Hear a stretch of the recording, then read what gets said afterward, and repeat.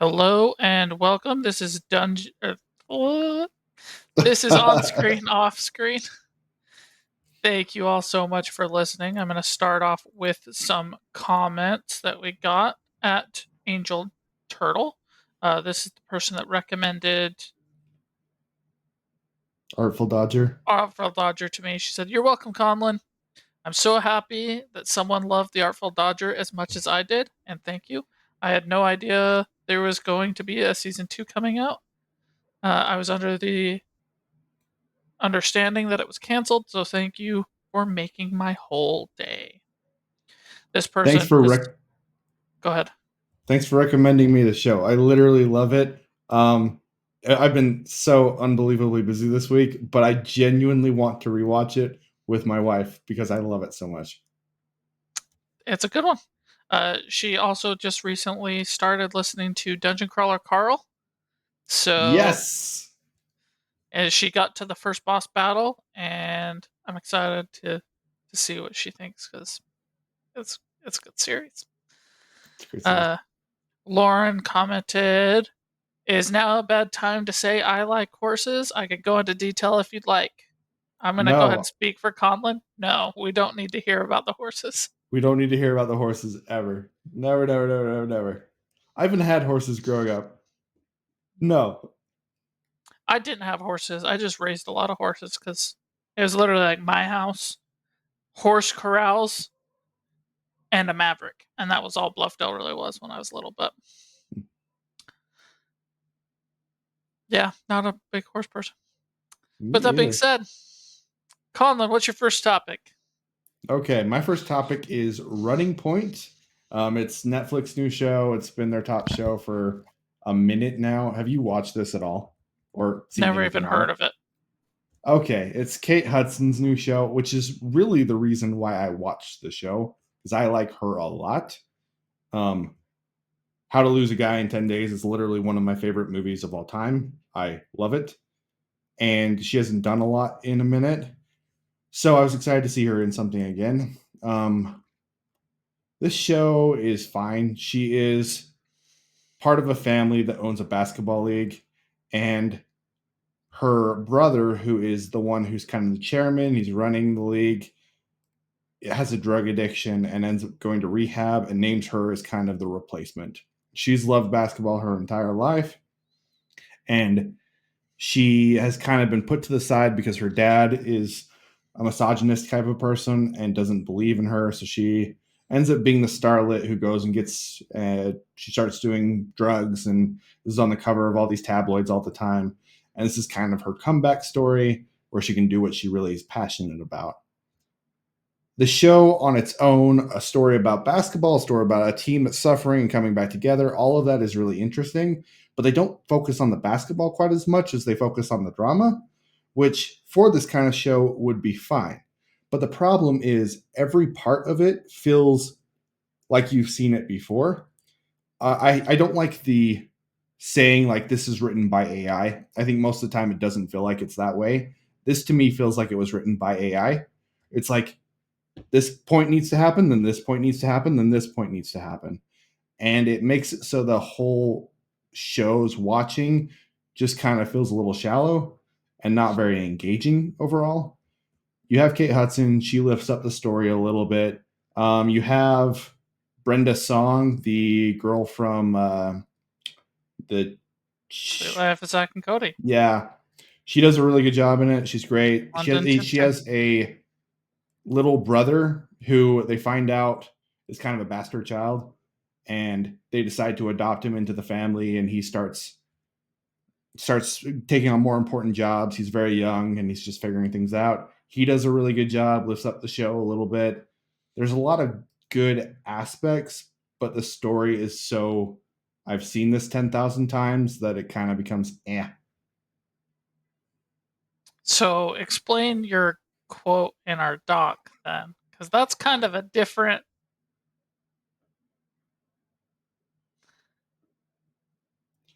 So I said might be good if you've never seen anything else ever. The problem is if you haven't seen all of these story points where it's like boom, this storyline, this storyline, this storyline, this storyline, it might be more enjoyable But when you've seen any other show, you're like, this is what's going to happen next.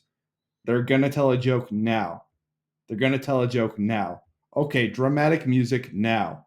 And Isn't literally, that it is just most shows so. though? It's worse in this show. I've thought that with other shows, it is worse than this show. Like I said, it feels AI written, which I have never thought before. I've never thought this felt like someone took 1,000 different scripts, put them into a system, and they were like, "Oh, these are the main points that we need for a story. We're going to just put in those points." That's all that this felt like to me. Okay, that's fair enough. Yeah, yeah. It's not one I would necessarily recommend to anybody. For me, it was a 5.3, 5.4, and that's just because the acting was good. Otherwise, this is like a solid 5 show. Right in the middle, solid 5. Okay, utter Yeah, mediocrity. utter mediocrity, in my opinion. Fair Anyway, enough. that is my first one. What's yours, man? What an exciting week it is for sports fans. This Yeah, I last saw this weekend, on we there. had Drive to Survive Season 7 come out. It is the Big 12 Conference Championship in basketball this week, so I'm going to be rooting for BYU. Uh, March Madness, of course, is coming up. Trying to see where everybody's going to land once that gets started. And Formula One season starts this weekend, so I That's binge awesome. watched all of Drive to Survive season 7 because I have been just really excited for Formula One ever since the end of last season. Because at the end of last season, there was no clear best car. That's So we're huge. going into a new season, and there's literally arguments for 4 different teams to win races. Finally, And it's been a long time since that's the case. there could be a fifth team, and there could be a lot of really interesting stuff going on in the midfield. Uh, we have some exciting news for us Americans in 2026. So, not this season, but next season. There's going to be an 11th team, and it's going to be GM Cadillac. That's sweet. So, uh, America is getting more and more involved in the sport, which I absolutely love. I think it's great. Drive to Survive Season 7, however, we're going to talk about the actual show. Hmm. It was disappointing to me as a Formula One fan for the wrong reason. Okay, what do you mean? Last year, I talked on this podcast and to you about all of the exciting drama that happened in the sport, Yeah. which they showed some of, to be fair. But the big drama that I want to talk about is George Russell, a driver I don't like, Hmm. versus Max Verstappen, my least favorite driver on the planet, started to have this like rivalry with each other. It was very personal because George is not nearly as good of a driver as Max and isn't in as good of a car as Max. So they weren't really like on track rivalry, but it got to the point where towards the end of the season they had a driver dinner where all the drivers were there. And George was the last one to arrive, and everybody thought it would be so funny if they left the seat next to Max open. And George walked in, grabbed the chair, and moved it to the other side of the table. That's how personal this has gotten, right? Did Wow. they show this rivalry or drama in Drive to Survive season 2 or season 7? No, they did not. Hmm. That's Did they? surprising to me. I mean, Drive to Survive has a history of like exaggerating things, sure. But to outright like omit some big drama that happened during the season, I'm not too happy with. And they built this narrative around George about how he was charging up to become the new leader of Mercedes because Lewis Hamilton is leaving for Ferrari, so they need their next number one driver. George is trying to say, it's me. So they built up that drama and then outright lied saying he won a race that he was disqualified from. Really? Yeah.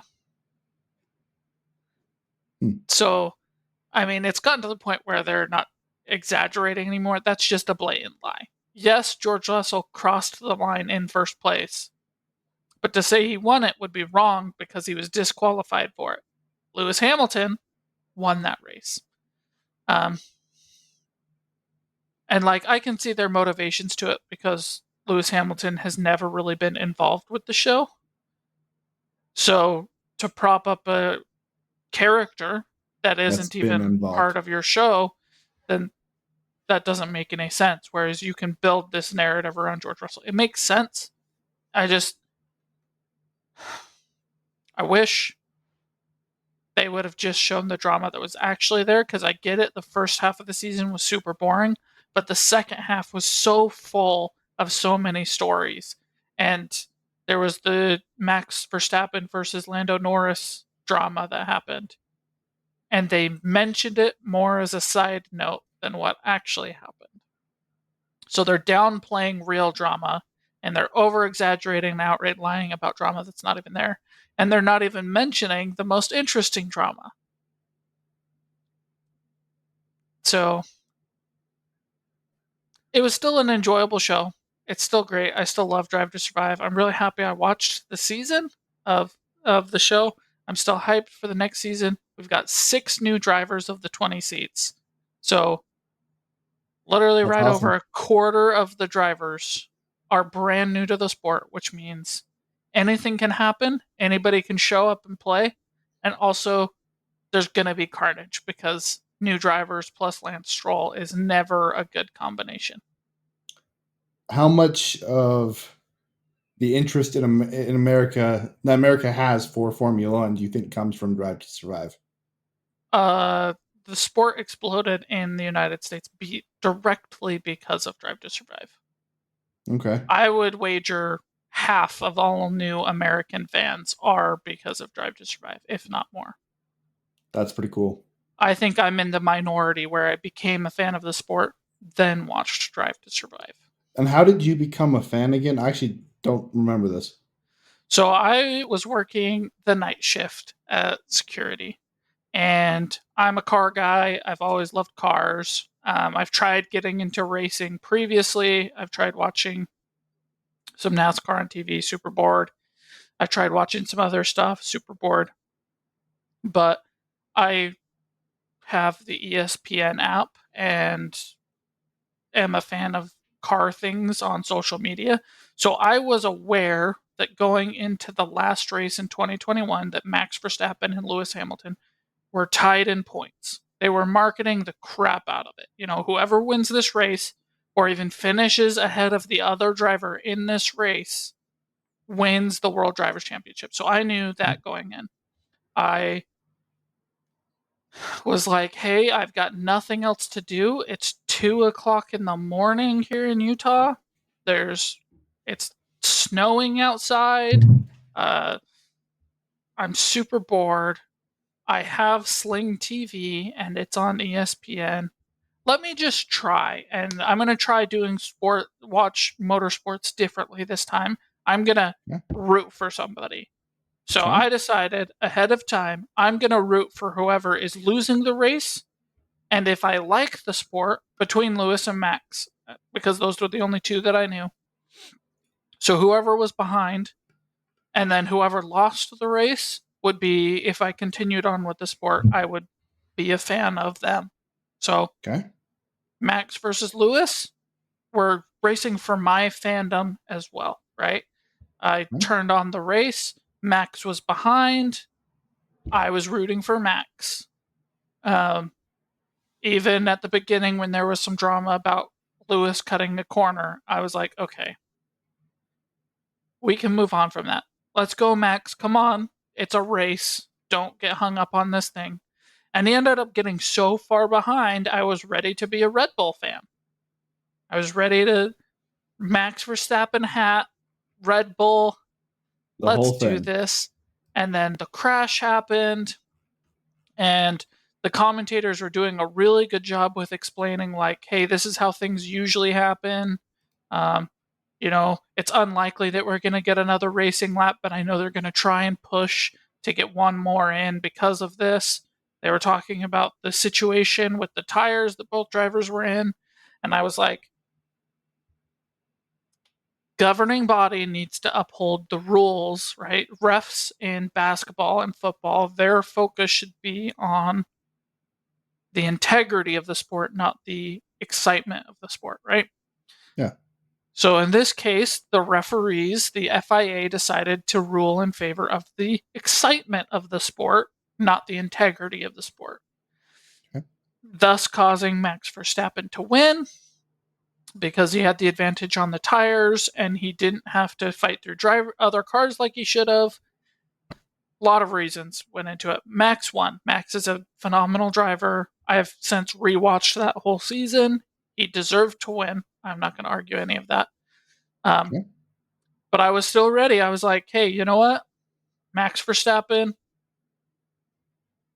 that's my fandom. And after the race, Lewis went and shook Max's hand, said, congratulations, you deserve this. You're a great driver. And in response, Max Verstappen said, in your face, how dare you question my driving? Right? Red Sounds Bull's like a response douchebag. was, how dare you? Right? Their interviews were, do you think that like this ruling is going to get upheld? Do you feel like you actually earned this victory? Because I got to be honest, if I was Max, I wouldn't, because I won because the referees directly involved themselves causing this outcome. Right? That would take away from that victory just a little bit. It Not absolutely saying would. entirely, but just a little bit. It's a fair question to ask him. And he said, how dare you question? I deserve this victory. All he had to say to keep me as a fan was, it's a tough race. There's lots of stuff that happened earlier in the season. We raced the race that we're given. I came out this time. Of course, I'm grateful for the win. And I would have been like, good, Max, way to go. But no, he questioned the question in a douchery way. And not only did Max, his entire team did the exact same thing. And so that was like, okay, I watched one driver respond with humility and respect, something I am a big fan of. And I watched the other driver win sorely. And in my opinion, probably didn't really win. Yeah. Right? Like if I was elected FIA president tomorrow, I would reinstate Lewis's last lap because the FIA should not be making marketing decisions. They should be making decisions to uphold the integrity of the The sport. beauty of the They game. didn't. Yeah. Um, so I would, Lewis, you already got your 8th title. Congratulations, Max. You're only down to 3. Sorry, that's just the way it is because we're going to be focused on integrity moving forward. We're not going to be worried about the excitement of the sport going forward. Is there a percentage win chance for Max this year? Have you I looked at don't know betting what the odds? actual percentage chance, but I have been heavily involved in the um, news and Formula One talking points. The Red Bull looks like it's the 3rd or 4th fastest car. So if Max wins this, He the deserves Drivers' it. Championship, yeah, absolutely deserves it. He didn't just have the best car, right? It would be his first that he outright just won. Well, I guess last season he was impressive enough to outright win that, but um, This would be the from the entire beginning, season it from the would be an beginning. entire season. It would be very impressive. He's very capable as a driver. He will outdrive the car that he has, absolutely. But it looks like McLaren and Ferrari have the best car. So often we see people ranking, what they predict the World Constructors Championship is going to end up like. Most have Red Bull in the 4th fastest car. Some have them as the 3rd fastest car, flipping with Mercedes. And McLaren is generally just one. They ended last season with the fastest car. Ferrari's generally 2. There's a Okay. few people that would switch those, um, but that's where that ends up. So it's predicted that like Max, even though he's the, you know, seventh or eighth fastest driver with the car, I bet he's gonna finish top. I bet he's gonna finish third, fourth, maybe. So Will you because be he's will you be upset if he wins again? a little bit, mostly because I'm tired of just watching Max win. Yeah, I it got seems incredibly boring to me. one race where I had an excitement. You know, I had Lewis versus Max in that final race of 2021, and then I have 3 seasons of watching just Max, basically. Just destroy. I mean, not this last season, but the season before, Red Bull lost one race. 2023, they lost one race. That's how That's dominant crazy. their car was, That's and that's how crazy. incompetent his the second driver, Checo Perez, is. Like, he did not deserve that seat. And the fact that he kept it as long as I did, he should be extremely grateful. There's rumors that Checo is going to be signed on by GM. Please don't make that mistake, GM. I know you're not going to be good for like 10 years, but don't sign an incompetent driver when there's new blood. There's plenty of new people. You know, sign some young people while you develop. Is there someone you want them to sign? Yes, but they're not going to. Who is it? I really want Mick Schumacher to come back to the sport. Okay. Um, he is Michael Schumacher's son. Michael Schumacher is the other GOAT driver. Okay. It's between him. So Lewis Hamilton is the LeBron James of Formula One, although he Okay. doesn't have the distaste to say I'm the king. He just is the GOAT. Michael Schumacher is the Jordan. Jordan, right? Hamilton has the same number of titles, but has more wins, has more podiums, has more points, has more laps led, XYZ, whatever. Yeah. So he has the stats, but it's like if LeBron had the same number of titles as Jordan, that's kind of where we're at. And he wasn't saying he was the, Yeah, he Hamilton's doesn't never say any said he's the goats. GOAT. So And then you got to take into account like who are they racing against or playing against. Like yeah, yeah, okay. But yeah, similar kind of thing. yeah. That's the kind of like the mentality is, do you think the old version of the cars were superior and more competitive, or do you think these new ones were?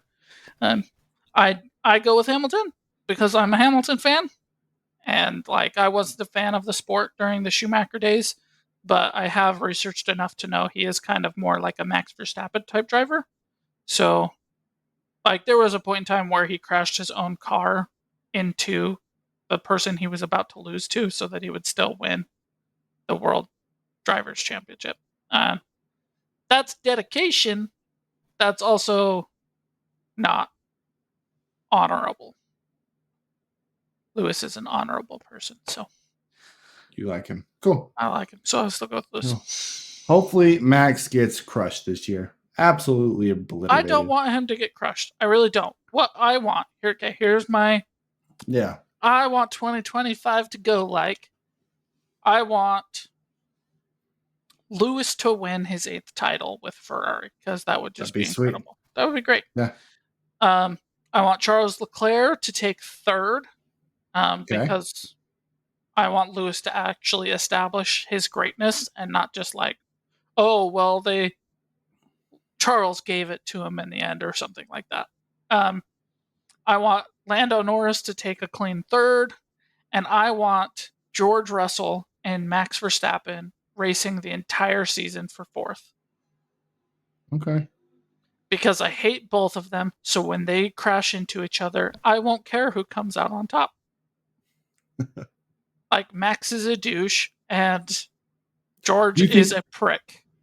that if Max truly got destroyed this year, just like absolutely wrecked, would that humble him? No, it's No. not in his DNA. He would, if he was quote unquote humbled, he would lose all sense of purpose in life. Oh, really? Okay. Yeah. Like he is full on like Arrogance. arrogance, You think which he's to the point of being like narcissistic? I don't know because you see some good things and like I talked about this in our one of our previous episodes. Like he sort of adopted this little girl, and Yeah. she is just the most adorable thing ever. And it makes me kind of like him in kind of like this father figure role, especially knowing that his father figure was literally abusive. Um, like he is aggressive and arrogant for sure. Um, but his goals right now are outside the sport. I don't want him to go down in flames. I don't want him to get burned. I have a lot of respect for him as a driver. You know, it would be great for me if like Liam Lawson is his teammate this year. He's Okay. technically a rookie. He raced half of last season. If Liam shows up and kind of makes Max worried for like his throne of greatness that he's on right now, Hmm. that would be great because down with Max is great. But Liam isn't any better. He is just as arrogant, and Max earned his seat. Liam didn't, which, like, I really am not a big fan of. So, Max raced for Toro Rosso, which was Red Bull's junior team. He Okay. raced like 4 or 5 races. I don't know what it was. And he was so dominant in that crap car, their junior car, that they brought him up to Red Bull. Right? They said, he's a great driver. He's proven it. Boom. Liam Lawson is in the same spot. Last year, he was put in the Visa Cash App, which is just the new name for Red Bull's junior team. And he Okay. was told, you have to beat Yuki Tsunoda in order to get the Red Bull seat. He didn't beat Yuki Tsunoda. Yuki Tsunoda kicked his trash on podium, on pole. Like he started higher in races, he finished higher in races, he got more points over the time period. And they gave it to Liam anyway because they didn't have anywhere else to go. Basically, Red Bull has been so focused on Max that they have Why? not been developing any other drivers. Why not just give it to the other the Yuki Tsunoda guy? I don't know. I think they should have. I absolutely That think that they should have. makes no sense. That literally makes no sense at all. He has been Red Bull's like measuring stick for the last 3 years. They've told all of Yuki's teammates, "Hey, if you can beat Yuki, we'll put you in the other Red Bull seat." Because we're not sure about Yuki. He sometimes does really well, he sometimes doesn't. But if you beat Yuki, right? They told Daniel Ricciardo, beat Yuki and the seat's yours. Yuki beat him. They told Is Liam, beat Yuki and the seat's yours. Yuki beat him. is there any truth to that with Yuki? Like, is he inconsistent at all? He used to be when he first got into the sport. He would put in these phenomenal races, and he would put in utter garbage finish last kind of races. But over the last like season or two, he's been pretty consistent. He's been pushing the car pretty much as good as it's gonna go. Hmm.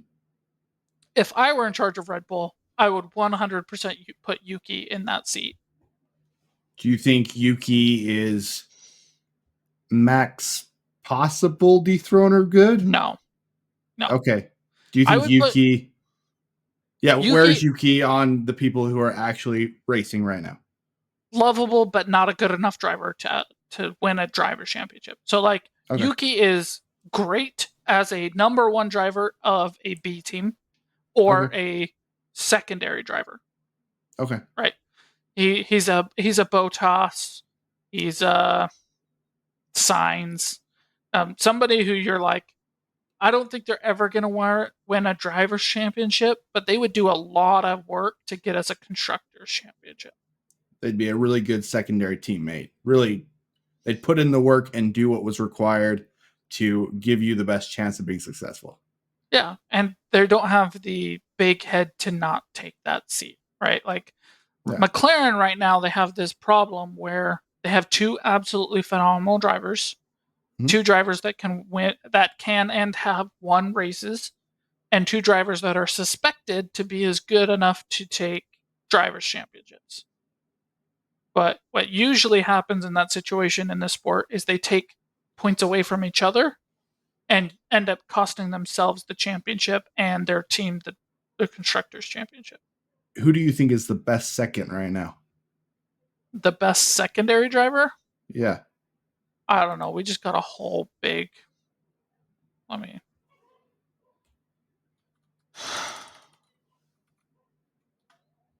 I mean,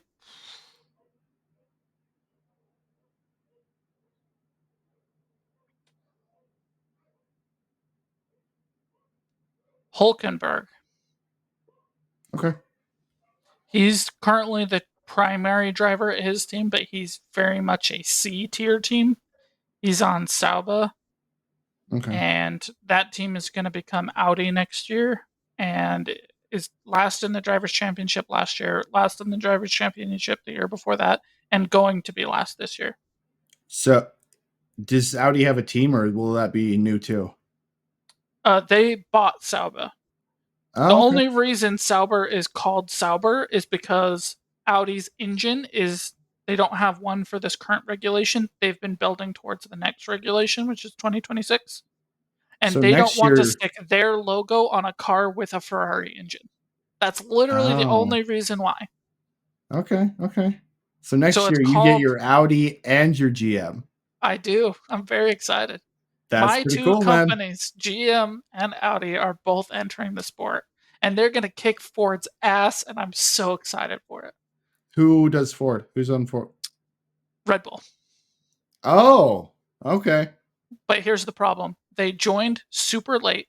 So for example, Audi has been developing this engine technology with Porsche for like 3 years.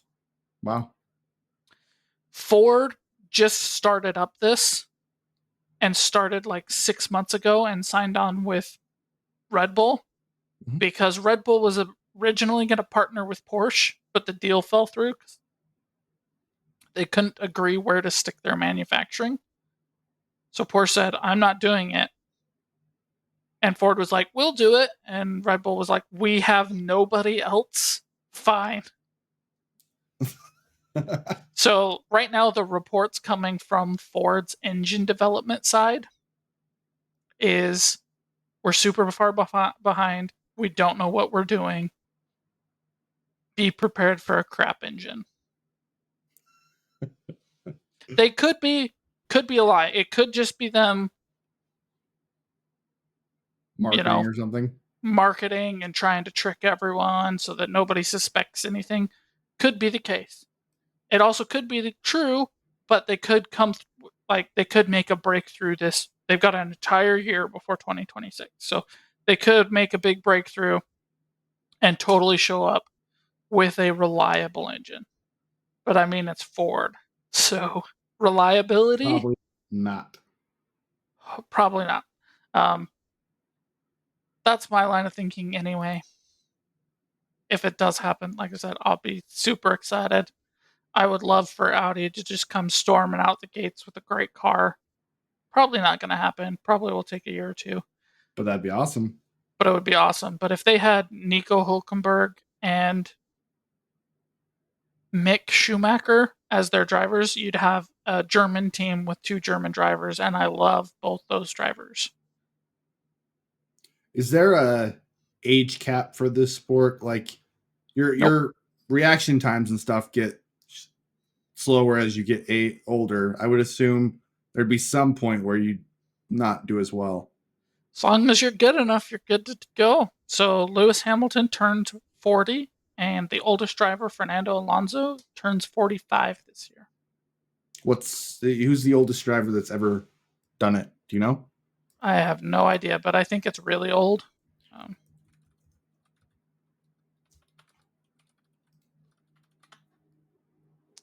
58. That's old. Louis Chiron. Yeah, but it was probably like super far long ago. So like Probably Formula One has this history where it was kind of like this rich guy's hobby. Mhm. So it wasn't really what it is today. And like literally rich guys would just buy the Ferrari and go throw it around a track and have a great time with it. Like it was a hobby. It It wasn't the wasn't premium sport that it is that today. it is now. No. How much longer do you think that Hamilton has in him?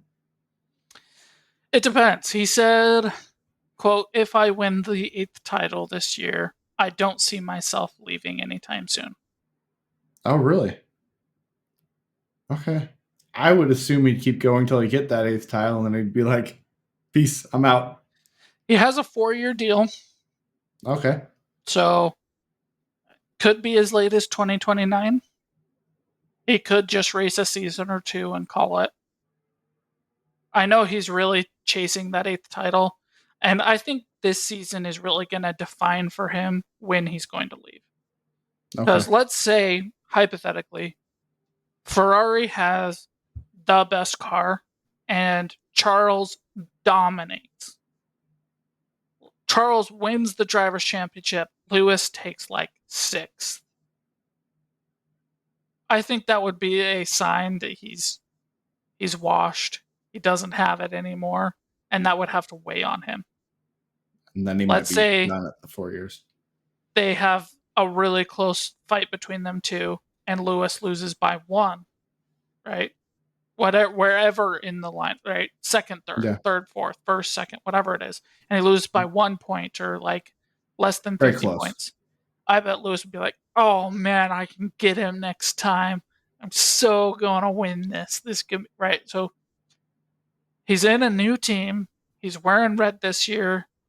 It's a big deal. I think it's going to lay the foundation for how long he's going to stay in the sport. Because if he does Are well, he could stay for a while. If he gets killed, are people it would be just tough. pumped about this change? We're in red. I'm pumped for it. I'm so excited for it. I think it's great. George Russell, Mercedes driver. I don't have to root for him anymore. Super happy about that. I don't have to root for Woody. Like, he's a prick. I hope his rookie teammate utterly destroys him. That would make me happy. Um, I love seeing Lewis in red. It's like actually seeing it in person feels right, if that makes sense. Yeah. Like they did the photoshops when this was first announced, and I was like, I don't really know about him in red. He definitely looks better in the black. But seeing it in real life, you're like, he looks good in red. He looks good in red. Let's go. Let's Let's go. go. And he's Yeah, got a dude. top car, and Ferrari, by all news, is saying he's capable of winning it all. I So hope he we're does it, going to man. see this weekend what's going to happen in the first race. I hope he Let's comes go. out swinging. I hope he comes out big. Wins the We're first going to one see. completely. That'd be sweet. That would be great. That'd be sweet. Hopefully We're it going to pumps see. him up some.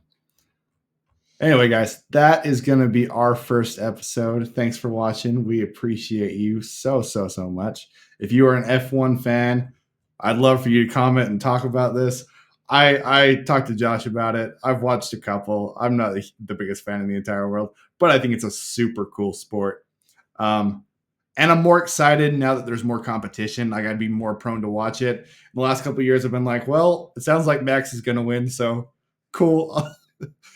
But having some more competition makes it way more interesting to me. Anyway, if you guys like Drive to Survive, if you're into that kind of stuff, Josh would love to talk to you about it. We appreciate you guys. See ya. Bye. Bye.